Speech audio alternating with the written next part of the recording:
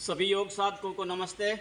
आज की योग कक्षा में सभी योगी बच्चे योग का अभ्यास करते हुए आप देख रहे हैं, सभी सूक्ष्म अभ्यास करते हुए।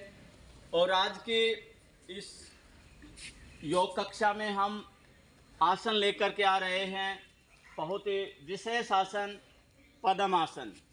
जी हाँ, आज हम पद्मासन की चर्चा करेंगे।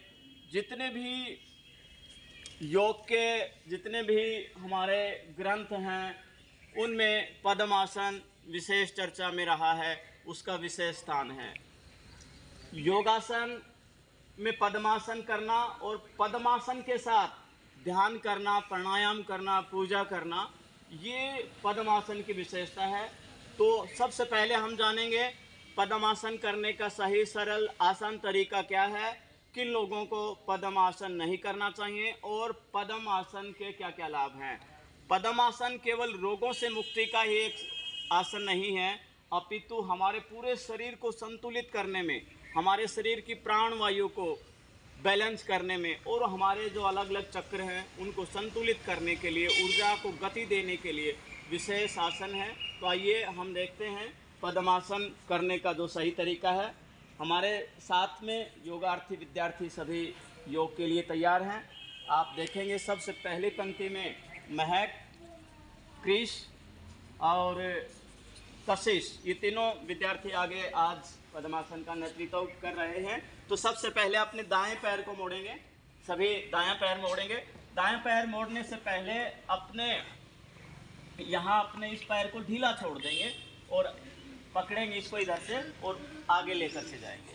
कीजिए सभी, बिल्कुल अपने जो पैरों के तलवे हैं वो ऊपर की तरफ हो जाएंगे, बिल्कुल पास ले जाएंगे। इसी प्रकार से पकड़ के बाएं पैर को अपने कमर के साथ, जंघाओं के साथ सटा करके रखेंगे। दोनों घुटने जमीन के ऊपर रहेंगे, ये इस प्रकार से। और ध्यान मुद्रा, पहली उंगली को इस प्रकार से मिला करके बिल्कुल स्ट्रेट ध्यान मुद्रा में ये तीनों बच्चे, ये पद्मासन का सही तरीका है। हमारी जो बैकबोन है, रीढ़ की हड्डी है, बिल्कुल सीधी, दोनों पैरों के तलवे आसमान की तरफ, दोनों घुटने मैट के ऊपर लगे होने चाहिए। ये पद्म आसन करने का सरल सहज तरीका है, सही विधि है। पद्मासन हमारे शरीर को तो एक संतुलन तो देता ही है, साथ ही हमारा जो अलग अलग पूरे शरीर में 5 हमारे अलग अलग प्राण हैं, जैसे प्राण वायु है, अपान है और समान है। इन तीनों को संतुलित करता है। इन तीनों के संतुलन में पद्मासन का विशेष महत्व है। पद्म को कमल के रूप में ही मानते हैं। कमल का, पद्मासन का पर्यायवाची है कमल। पूरा शरीर कमल के समान हल्का हो जाता है, सहज हो जाता है। इसलिए पद्मासन को कमल के रूप में भी, पद्म आसन के रूप में, कमल के रूप में भी इसको जाना जाता है। पूरा शरीर सहज और स्थिर हो जाता है, कमल जैसे आकृति हो जाती है, इसलिए इसको कमल आसन भी कहते हैं। अब करने का तरीका आपको जान लिया। इसका विशेष लाभ क्या है? इसका विशेष लाभ, सबसे पहले उच्च रक्तचाप के जो रोगी हैं, उच्च रक्तचाप के जो रोगी हैं उनके लिए बहुत ही लाभदायक है। हमारे विचारों को एकाग्र करता है, मन में सहजता लाता है, चिंतन को बढ़ाता है और हमारी स्मरण शक्ति बढ़ती है। जिन विद्यार्थियों को भूख नहीं लगती है, पाचन तंत्र को मजबूत करता है। पद्मासन का बराबर लाभ ये होता है। और सबसे बड़ा लाभ है कि स्थिरता आती है, धैर्य आती है।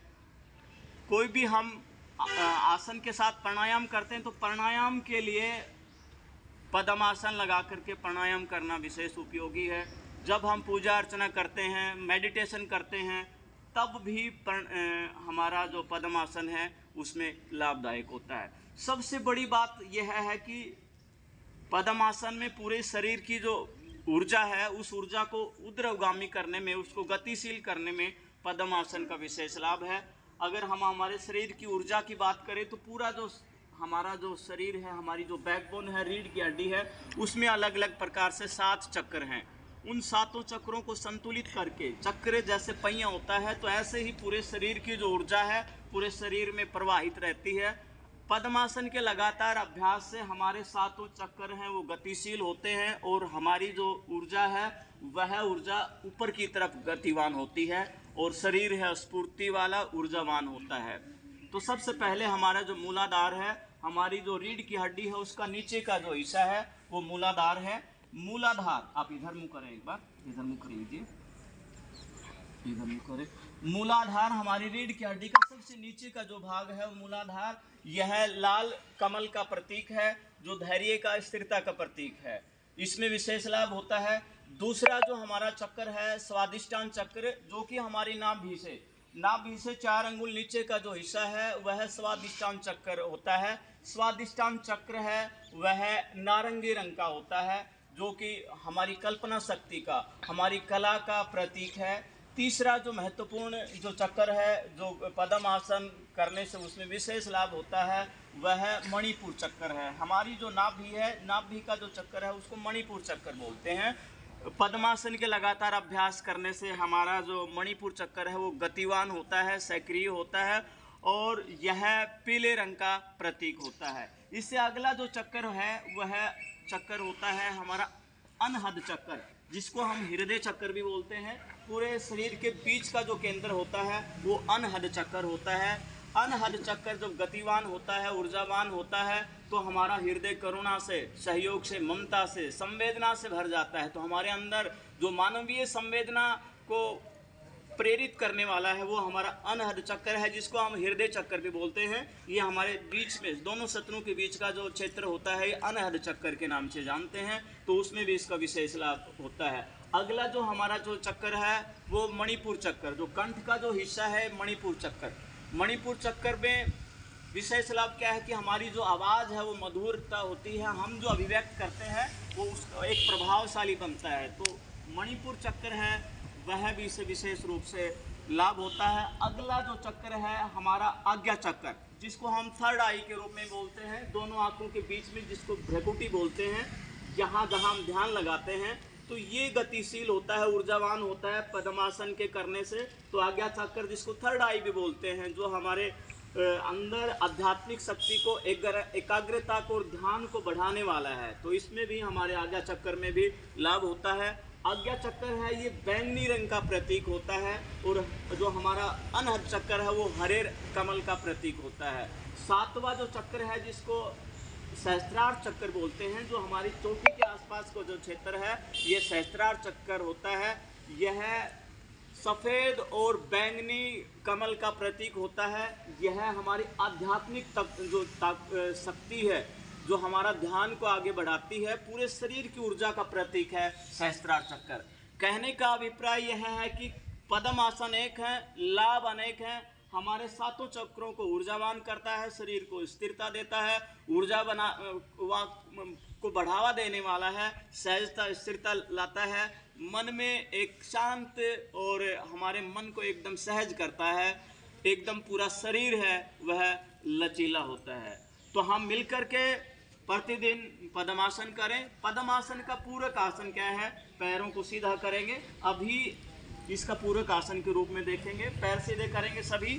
तो हमने ये पद्मासन के लाभ और उसके कैसे करेंगे वो तरीका अभी आपने देखा, क्रिस सामने देखे, इधर पैरों को हिलाएंगे। इसका जो पूरक आसन क्या है?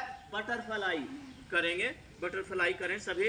ये इसका पूरक आसन है। पद्मासन करने के बाद हमें बटरफ्लाई है वो करना चाहिए, ताकि हमारी जंघाओं की जो मांसपेशियां जिसमें अकड़न है वो ठीक हो जाएं, शरीर एकदम सहज और सरल हो जाए।